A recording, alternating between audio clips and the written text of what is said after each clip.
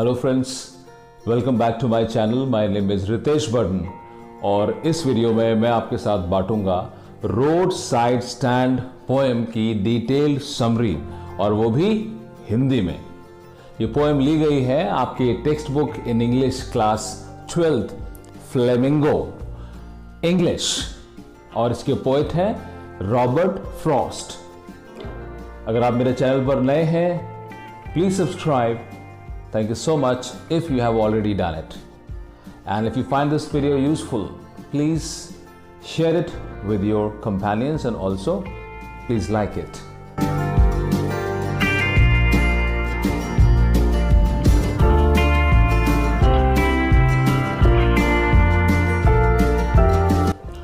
इस पोएम में पोएट अपने गुस्से को दर्शाते हैं जो कि अमीर और शासन करने वालों पर हैं, क्योंकि ये लोग गरीब फार्मर्स या किसानों और दूसरे डिप्राइव्ड कम्युनिटीज के लिए जो अपना रवैया रखते हैं वो बहुत ही पेनफुल है। इस पोएम में दिखाया हुआ रोड साइड स्टैंड पोएट के मन में इन गरीब लोगों की जो दशा है उसके लिए बहुत पीड़ा को दिखाता है, बहुत पेन को दिखाता है। इस पोएम की शुरुआत में हम देखते हैं कि एक छोटे से पुराने घर के बाहर की तरफ एक छोटा सा नया छप्पर बना हुआ था, और छप्पर सामने की तरफ सड़क के किनारे पर था, और इसे एक सड़क किनारे वाली जगह के तौर पर इस्तेमाल करने के लिए बनाया गया था।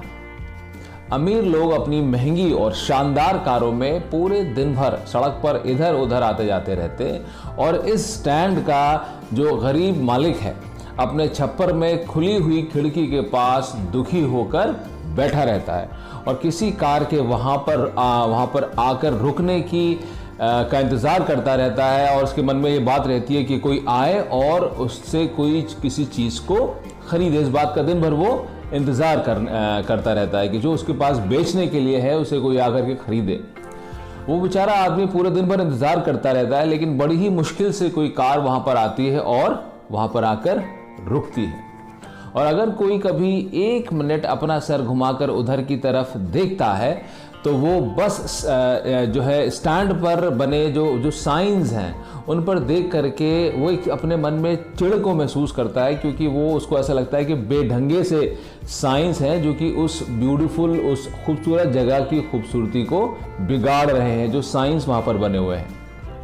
उस बेचारे आदमी ने उन चीज़ों की तरफ इशारा करने के लिए वो निशान, वो साइंस जो हैं वो बना रखे थे, या फिर उन चीज़ों के साइन उसने वहाँ पर बना रखे थे जो उसके स्टैंड पर बेचने के लिए थी।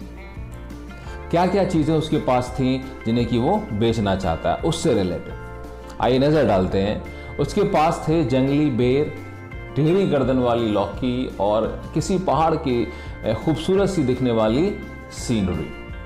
लेकिन कार में बैठे हुए आदमी ने ऐसी जगह से कोई भी चीज़ खरीदना अपनी शान के खिलाफ वाली बात समझी, इसलिए उसने अपने पैसे अपने ही पास रखे और वहाँ से चले जाने का फैसला ले लिया। और वो जो गरीब आदमी था उसने सोचा कि कार वहाँ पर रुकेगी, और जब कार नहीं रुकी तो वो अपने दुख में ही वहाँ पर अकेला बैठा रह गया।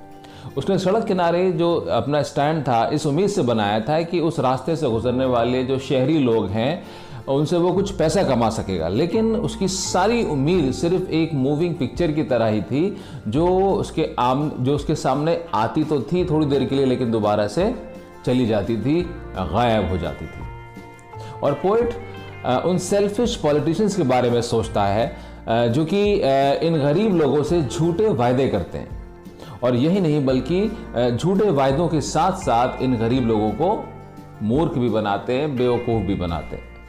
और वो इस तरह के समाचार, न्यूज़ पब्लिश करते हैं कि वो गरीबों को शहरों के पास बसाएंगे और उन्हें वहाँ पर इज्जत से रखा जाएगा, जहाँ पर हर चीज़ उनकी पहुँच में होगी। लेकिन इन झूठे पॉलिटिशियंस का जो रियल मकसद था वो सिर्फ अपनी तिजोरियों को भरना ही होता था और होता है। और पोएट उन्हें सेल्फिश सोशल वर्कर्स और शिकार करने वाले जानवर कहकर बुलाता है। वो गरीब लोगों की जिंदगियों पर छाए रहते हैं ये जो पॉलिटिशियंस हैं, और उन पर ज़बरदस्ती ऐसे फ़ायदे थोप देते हैं या लाभ देते हैं जो कि वाकई में उनके अपने फ़ायदे के लिए होते हैं, ना कि उन गरीब लोगों के फ़ायदे के लिए होते हैं। गरीबों को तो शायद कुछ फ़ायदा, थोड़ा बहुत फ़ायदा पहुंचता होगा, लेकिन सारा फ़ायदा इन सेल्फिश पॉलिटिशियंस को ही पहुंचता है। ये लोग उनके वेल विशर्स होने का दावा तो करते हैं, नाटक तो करते हैं, लेकिन असल में वो उन्हें एक्सप्लॉइट कर रहे होते हैं। वो तो इनका क्या कर रहे होते हैं, शोषण कर रहे होते हैं। वो उन्हें चैन की नींद लेना सिखाते हैं कि कैसे चैन से सोया जाए, लेकिन असल में तो यही लोग, यही पॉलिटिशियंस इन गरीब लोगों की नींद को डिस्ट्रॉय कर देते हैं। सड़क के किनारे बने स्टैंड पर गरीब आदमी की जिंदगी के बारे में सोचते हुए पोएट को बहुत तकलीफ, बहुत उसके मन में दर्द महसूस होता है। वो ये कहता है कि वो ऐसा सोचना बर्दाश्त नहीं कर सकता कि गरीब आदमी अपनी खुली हुई खिड़की पर सारा दिन बैठा रहता है कि कोई कार वहाँ पर आकर उसके पास रुके और उससे कुछ चीज़ खरीदे। वो बहुत ही दुखी होकर किसी कार के ब्रेकों की आवाज़ सुनने के लिए, किसी कार के वहाँ पर रुकने की आवाज़ सुनने के लिए पूरे दिन भर इंतज़ार करता रहता है। लेकिन उन सब हज़ार कारों में से जो वहाँ पर रुकती हैं, कोई सिर्फ एक ही कार वहाँ पर आकर के रुकती है। और वो क्यों रुकती है? वो इसलिए नहीं रुकती कि वहाँ से कुछ चीज़ खरीदे, बल्कि वो स्टैंड के सामने बने हुए जो यार्ड है, जो आंगन है, उस हिस्से को, कार को मोड़ने के लिए, इस्तेमाल करने के लिए वो इंसान वहाँ आता है, कार वाला, या कार वहाँ पर आती है और रुकती है। और जब कार ऐसा करती है, मुड़ने के लिए उस जगह को इस्तेमाल करती है, तो ऐसा करने में वो यार्ड या फिर आंगन में जो घास लगी है उसको भी वो छील देती है, डिस्ट्रॉय कर देती है, ख़राब कर देती है, उखाड़ देती है।